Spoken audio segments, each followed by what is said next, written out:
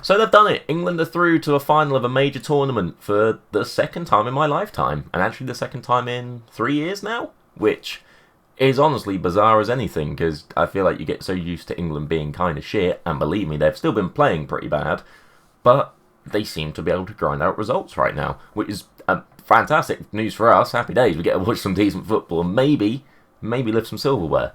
But yeah, they beat the Dutch 2-1. We'll just go through it sort of play by play, just generally. Obviously, that first half happened, 1-0 down in about 7 minutes? Old Xavi Simons.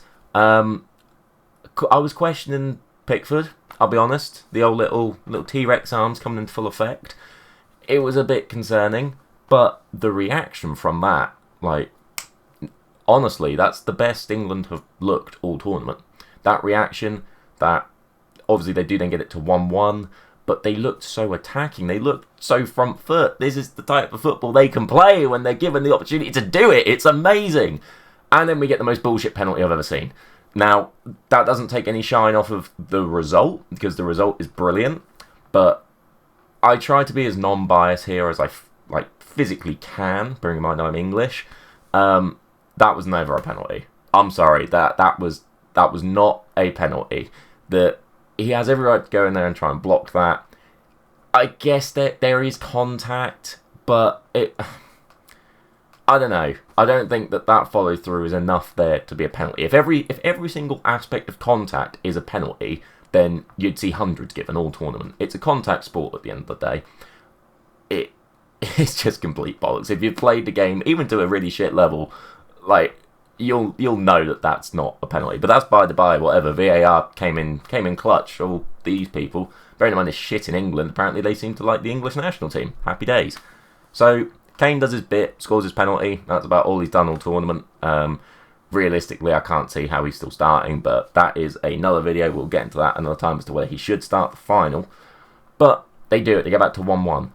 And then what happens always seems to happen. It just fell flat. It just petered out. It became, and my mate was laughing about this when I was talking to him at the pub.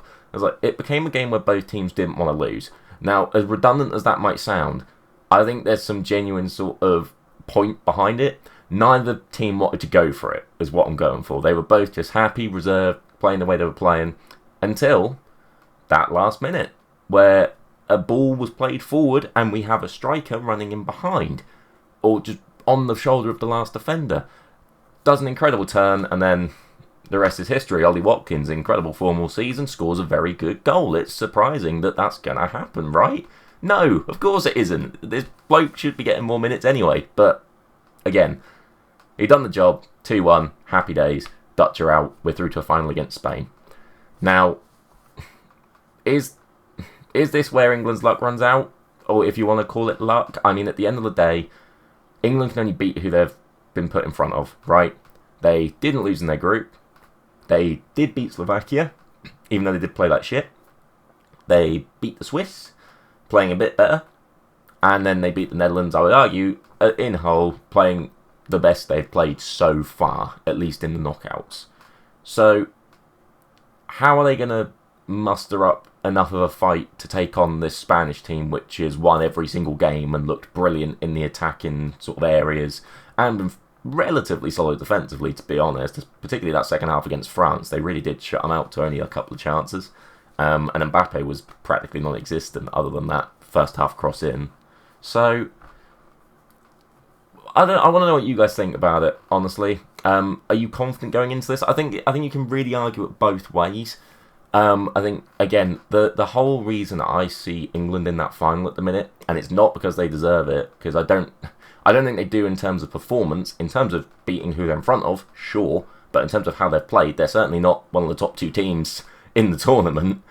But in terms of actual on paper and sheer footballing talent and ability, they are without question the best squad of players in this tournament.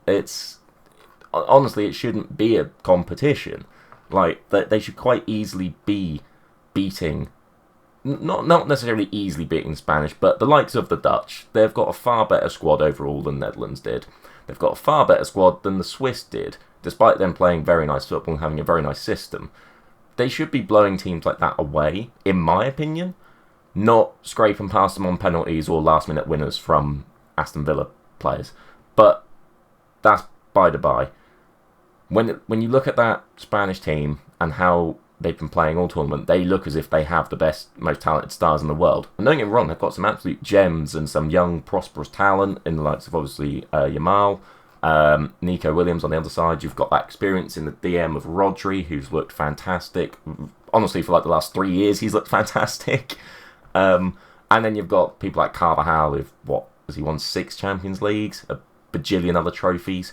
They've got a very good squad of players there, and there is a good spine throughout that whole team. But I believe that on talent alone, that England squad should be able to do it.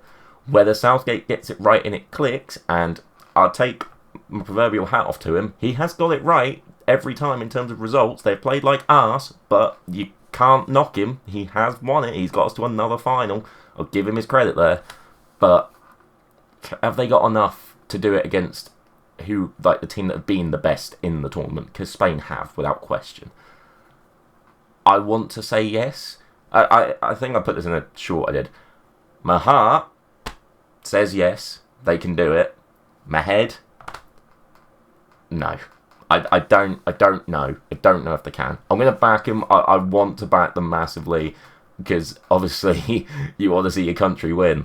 But trying to look at it from a non-biased, sort of objective point of view, I think the Spanish are the favourites to win it. But I don't know. It's a very tight game. I think it's honestly the tightest fixture that could have occurred in the final. I think if the Dutch or the French went through, either one of those teams would have beat the other quite comfortably. So, I don't know.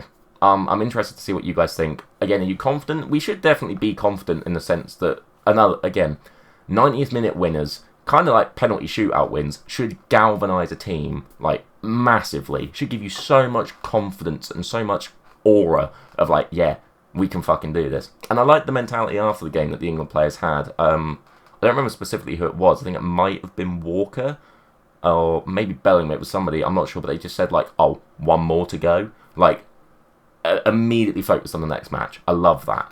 And that sort of mentality is the mentality of champions, which so many of that team are. You've got, again, we've gone through it before. Bellingham's won everything. Trent has won everything. All of the Man City players have won everything. Like, there's so much experience in winning both leagues and tournament football trophies at the club level. So, realistically, that should be able to translate to the national team, and fingers crossed it can.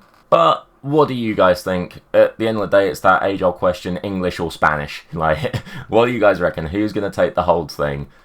As I've said, I can't not back England, but I think if you're looking at it objectively, the Spanish probably should be considered favourites. Anyway, like and subscribe, all that fun stuff, and let me know in the comments down below what you guys think, and thanks for watching.